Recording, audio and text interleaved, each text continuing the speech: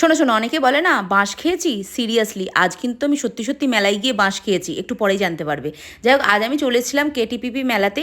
এটা হচ্ছে সব থেকে বড় মেলা আমাদের এখানকার, যারা হাওড়ার এইদিকে আছে তারা তো মোটামুটি জানো।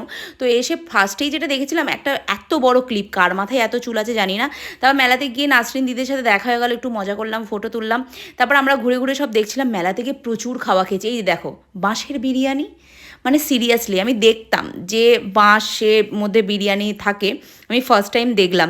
ঠিক আছে, মানে আমি দেখে সত্যি অবাক হয়ে যাচ্ছিলাম। ওর ভেতরে বাঁশ, মানে বাঁশটাকে ভালো করে পুড়িয়ে তার ভেতরে আবার বিরিয়ানি ঢুকিয়ে তারপর তো সেটাকে মানে স্টিম দেওয়া হচ্ছিলো। তারপর বললো ওটা নাকি নাম বাম্বু বিরিয়ানি। এত হেসেছি যে কি বলবো। যাই হোক, তারপর এখানে প্রচুর খাওয়া দাওয়া করেছি। কী কী খেয়েছি না সেটা তো পরের ভিডিওতে তোমাদের সাথে শেয়ার করব। আর মানে খাওয়া দাওয়ার সিরিয়াসলি কোনো শেষ নেই, ভাবিনি এত কিছু খাবো বলে।